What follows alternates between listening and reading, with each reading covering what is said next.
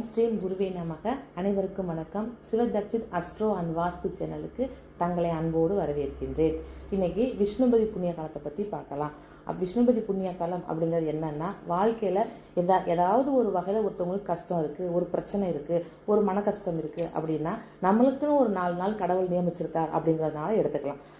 அது எந்த அந்த 4 நாள் அப்படின்னு பார்த்தீங்கன்னா, மாசி மாதம், வைகாசி, ஆவணி, கார்த்திகை, இந்த 4 மாதத்தில் வரக்கூடிய தமிழ் மாதத்தினுடைய முதல் நாள் அப்படின்னு நீங்கள் எடுத்துக்கலாம்.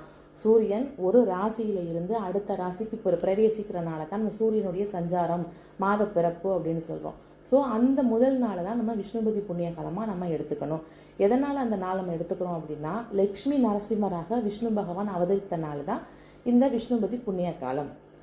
இந்த நேரத்தில் நம்ம என்ன பண்ணணும் அப்படின்னு சொன்னால், விஷ்ணு கோவிலில் இருக்கக்கூடிய கொடிமரத்தை சுற்றின ஒரு பிரகாரத்தை 27 முறை அதாவது கொடிமரத்தில் இருந்து கருவறையை சுற்றி தொடர்ந்து ஒரு 27 டைம் விஷ்ணுவனுடைய காயத்ரி மந்திரம், அப்படி இல்லை அப்படின்னு சொன்னால் விஷ்ணு பகவானுடைய போற்றி ஓம் விஷ்ணுவே நமக அப்படின்ற அந்த போற்றிய 108 டைம் சொல்லிட்டு நம்ம 27 முறை சுற்றி வரும். அது எப்படி நமக்கு 27 முறை சுற்றுறதுக்கு தெரியும், மறந்துடுவோமே அப்படின்னு ஒரு நினைப்பு இருந்துச்சுன்னா, 27 வகையான ஒரு பூக்கள் எடுத்துக்கோங்க. ஒரு டைம் சுற்றி வாங்க. சுற்றி வந்தோடனே ஒரு பூவை கொடிமரத்துக்கு சமர்ப்பிச்சுக்கோங்க. இதே மாதிரி தொடர்ந்து 27 முறை சுற்றி வரும்பொழுது 27 பூக்கள் சமர்ப்பிச்சுட்டு நேரடியாக விஷ்ணு பகவான்கிட்ட போயிட்டு உங்களுடைய சங்கல்பம் என்னவோ அந்த சங்கல்பத்தை வச்சு மனதார நீங்கள் வேண்டி அந்த உங்கள் சங்கல்பத்தை சொல்லி நீங்கள் மனதார வேண்டும் பொழுது உங்களுடைய சங்கல்பம் என்னவோ அது நிச்சயமாக அது நடக்குது.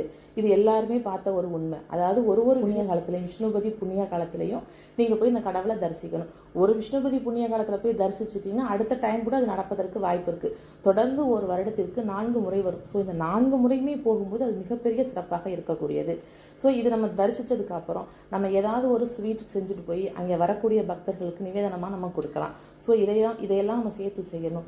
அதற்கு பிறகு அந்த விஷ்ணுபதி புண்ணிய காலம் அதற்குரிய டைம்னு நீங்கள் பார்த்தீங்க அப்படின்னா, அதிகாலை 1:30 மணியில் இருந்து காலை 10:30 மணி வரைக்கும் இதற்கான டைம். ஸோ இந்த டயத்தை பயன்படுத்தி வரக்கூடிய இந்த மாதத்தில், அதாவது மே மாதம் 15ஆம் தேதி வரக்கூடிய விஷ்ணுபதி புண்ணிய காலத்தை எல்லோரும் பயன்படுத்தி சிறப்பாக இருக்கணும் அப்படிங்கிறது நம்ம வேண்டிக்கலாம். நற்பவி. மீண்டும் சந்திப்போம். நன்றி, வணக்கம்.